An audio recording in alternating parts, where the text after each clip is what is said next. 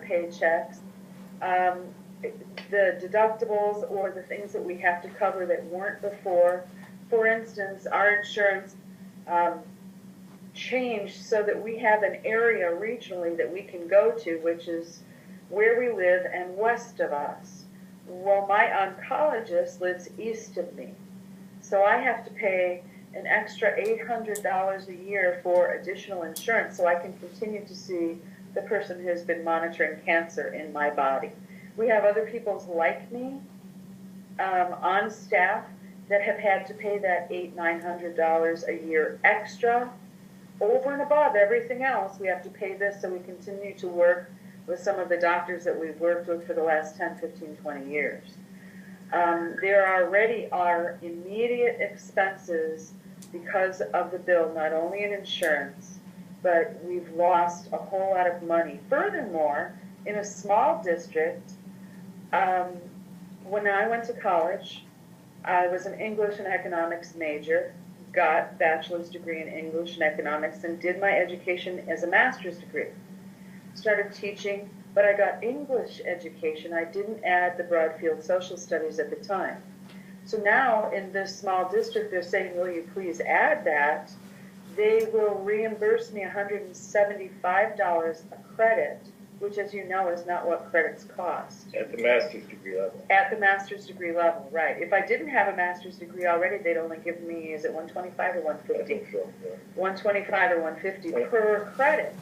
So now I'm taking 9 credits out of River Falls, working with some of my old social studies and econ professors, and it's costing me $4,300 just for this semester so that I can do something that the district wants me to do so that I can be there next year, and maybe a social studies guy will go instead of an English gal, okay?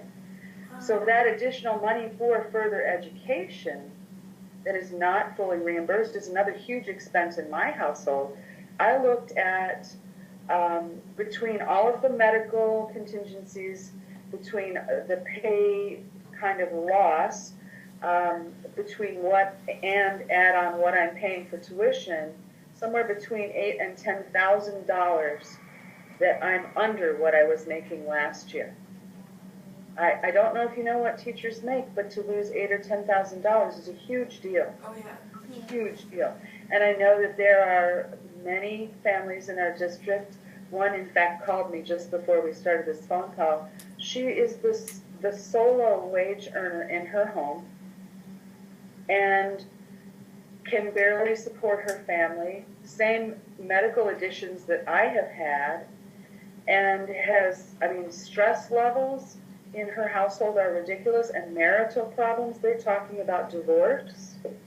So all these dominoes add up to not only trauma in the schools, but trauma in the homes and personal lives of teachers. It's a big deal. So it's even bigger for the support staff. Yes. Paid lot less. Because for a support staff person who makes $10 an hour at most, it's a dramatic cut for them. Now they're working just to keep their insurance. They can't eat or support a family on what they make. So then, do you think nationally this will affect the percentage of young people going into the profession of education and teaching? I don't know the answer to that question because I'm looking at the 5 of you and seeing people who are inquiring about what the real state of education is in the trenches. I think that people who are well informed will double think before they go into the field.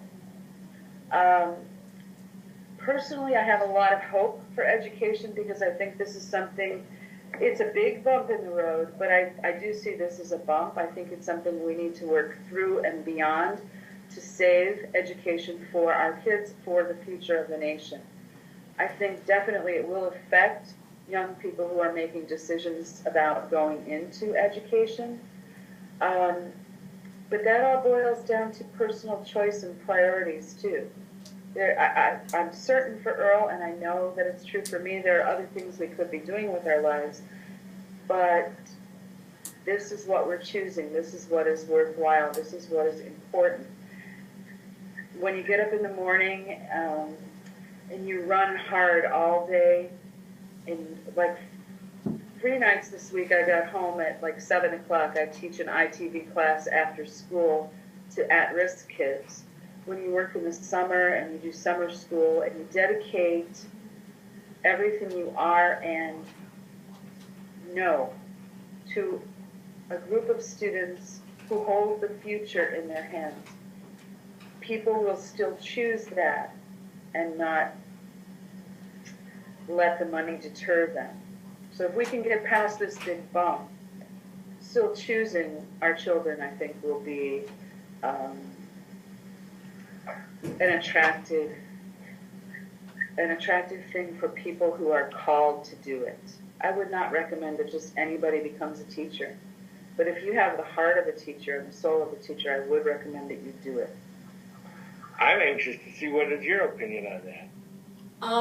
Personally, I think it would, because like I wanted to be a teacher, but I don't know, I'm now rethinking my thing because most of my family and people that I talk to have tried to convince me to not become a teacher just because of salary declines and saying that like as a young person you want to go as far as you can in education, like to get my master's degree, but then knowing as a first year teacher having your master's degree you can be not chosen over someone who does have their master's degree because of the pay difference.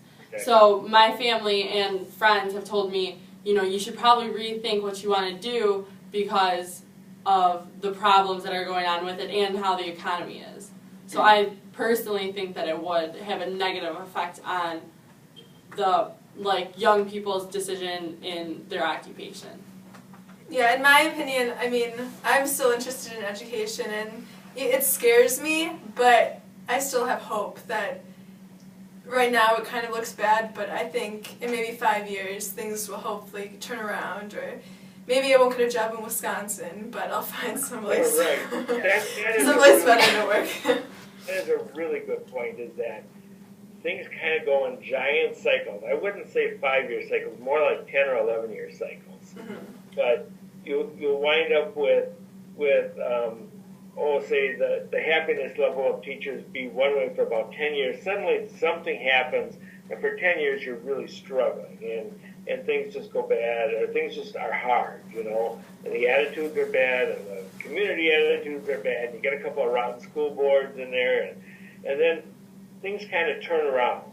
And it takes somebody who, I can tell you when they turned around in our district, and it wasn't an accident. We decided there was Nancy Volk and Jan Volk, her husband, and myself, and this was before Liz was at our school, and we decided we have to change the way negotiations, and we have to change the way negotiations are, but we also have to change the way the climate of our school. And Liz kind of came in at a good time where, because Liz really does help change the climate of the school. She pisses people off to no end. But I probably do. So do I. And if you're not pissing people off, you're probably not working very hard. You're always walking on the edge. If you're walking on the edge, you're probably getting a lot done, and you're stepping on toes. But you know, the cycles go in about, and so I'm not going to say in 5 years things will have turned around, especially in Wisconsin after we get a good crop of people who can't do anything else, so they become teachers in Wisconsin. But give it about 8 or 9 years, you'll see that trend of getting rid of those people and putting in real people who really want to do that. You know, you talk about becoming a teacher, and I don't know, Liz, about you, but I felt like I was born a teacher. Mm-hmm. You know, I really do. When you take a look at it, I felt like I was born a teacher. I really do. Yeah, I come from a long line of teachers, and it was all I ever wanted to do. I grew up wanting to do that more than anything. And when I finally had the opportunity, it's been darn near every day is a blessing to me. Now, some days are hard to go in, but I do ask my students, who are you? And what are you going to stand for? And I will stand. I stay here, and I will stand for my students, and I will fight for my vocation. I'll fight for my coworkers, and even if they don't always agree with me or understand what I'm doing, I will continue to stand, because somebody has to. you know,